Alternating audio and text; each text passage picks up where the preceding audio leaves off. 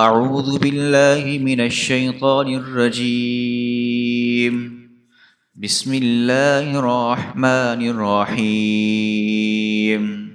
واضرب لهم مثل الحياة الدنيا كماء أنزلناه من السماء فاختلط به نبات الأرض فأصبح هشيما تذروه الرياح وكان الله على كل شيء مقتدرا. المال والبنون زينة الحياة الدنيا والباقيات الصالحات خير عند ربك ثوابا وخير أملا. حمد و ثناء رب کریم اور سلام بر سید خیر الانام کے بعد سورۃ کہف کی آیت نمبر 45 اور 46 تلاوت کی گئی ہیں، جو 15ویں پارے کے رکوع نمبر 18 میں ہے۔ اس سے پہلے رکوع نمبر 17 میں مثال دی گئی دو لوگوں کی، ایک کے پاس 2 باغ تھے بہت بڑے بڑے، ایک کے پاس مال و دولت کچھ نہیں تھا، باغوں والا بڑا متکبر تھا، تو دوسرے نے کہا کہ اللہ تعالیٰ کا نام لو، اس نے دیا ہے اس کا شکر کرو۔ اس نے نہ مانا، اس کا باغ تباہ و برباد ہو گیا، کہ وہ باغ ایسے ہو گیا کہ اس کے پھلوں کو عذاب نے آ کر تباہ کر دیا، پھر وہ اپنے ہاتھ ملتا رہ گیا۔ جو اس نے خرچہ کیا تھا اس باغ کے کاموں میں، پانی دینے وغیرہ میں، وہ بھی نہ ملا اس کو۔ کہنے لگا کاش میں اللہ کے ساتھ کسی کو شریک نہ ٹھہراتا۔ اب اس کے پاس کوئی جماعت نہیں تھی، کوئی گروہ نہیں تھا، کوئی لوگ نہیں تھے جو اس کی مدد کرتے۔ پہلے بڑا گھمنڈ تھا کہ بڑے بندے میرے ساتھ ہیں، لیکن اللہ تعالیٰ کے مقابلے پہ کون ساتھ دے؟ کوئی بدلہ لینے والا بھی نہیں تھا، اس کا کس سے لیتا بدلہ؟ کہ یہ واضح ہوتا ہے کہ اختیار سچی اللہ کا ہے یہاں پر، اور وہ ثواب سب سے بہتر اور سب سے بہتر انجام دینے والا ہے۔ آپ پھر اور مثال بیان فرمائی کا بیان کرو، ان کو مثال دو محبوب۔ مثال دنیا کی ایسے ہے جیسے کہ پانی ہے۔ پانی کون سا؟ انزلناہ من السماء، ہم نے آسمانوں سے اتارا۔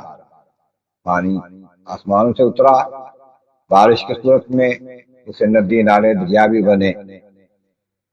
فاختلط به نبات الارض، اس کے ساتھ پھر فصلیں ہوگی، سبزہ ہوگا، بہت گھنا ہوا، آپس میں مل گئے، ایسے ایسے سبزے ہوگے بہت زیادہ گھنے ہوئے۔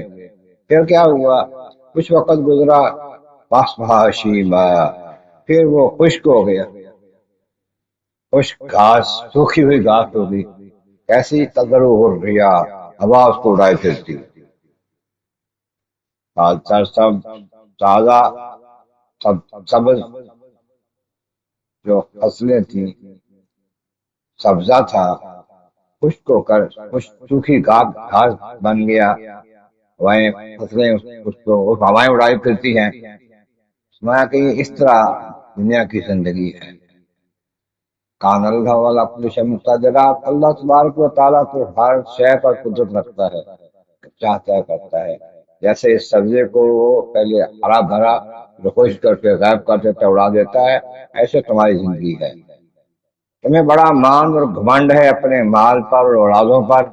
میں المال کیا یہ مال اور اولاد، بیٹے، یہ دنیا کی زندگی کی رونق ہے، کہ یہ دنیا کی زندگی عارضی چیز ہے، ہمیشہ رہنے کی چیز نہیں ہے۔ تو یہ جیسے دنیا کی زندگی عارضی ہے، ایسے یہ مال اور دولت اور بیٹوں کی رونق بھی عارضی ہے، ہمیشہ کی نہیں ہے، نہ آگے جانے کے لیے کام دینے والی ہے۔ ہاں، الباقیات الصالحات خیر عند ربک، اور باقیات صالحات جو نیکیاں ہیں، بھلائیاں ہیں، اچھے کام ہیں نا، باقی رہنے والے ہیں، ان کا اجر باقی رہنے والا ہے۔ اللہ کی رضا کے لیے جو کام کیے جاتے ہیں وہ ایسے ہیں خیر عند ربک، تمہارے رب کی بارگاہ میں وہ پسندیدہ ہیں، وہ بہت اچھے ہیں۔ بجائے مال اولاد پر گھمنڈ کرنے کے، تکبر کرنے کے، نیکیاں کریں، بھلائیاں کریں، اچھے کام کریں، نمازیں ادا کریں، دیگر جو احکامات ہیں شریع وہ ادا کریں، پھر کیا ہے ثواباً، اللہ کی بارگاہ میں ثواب کے اعتبار سے بہت بہتر ہے، خیر عملا، اور اسی کے بارے میں تم اچھی امید رکھ سکتے ہو۔ اچھی امید اپنے مال سے نہیں، اولاد سے نہیں، اپنے نیک اعمال سے رکھی جا سکتی ہے۔ نیک اعمال کرو گے، اللہ کی رضا کے کام کرو گے، امید رکھو کہ اللہ تعالیٰ تمہیں نوازے گا، اس کا بدلہ دے گا، اور اگلے جہان میں جنت عطا کرے گا اور اپنی رضا عطا کرے گا۔ بہت بڑی نعمت ہے۔ اللہ تبارک و تعالیٰ کے بارے میں عالم ہے کریم، بابول کریم کا صدقہ قرآن کریم کا فہم اور اعمال صالح نصیب فرما۔ وآخر دعوانا الحمدللہ۔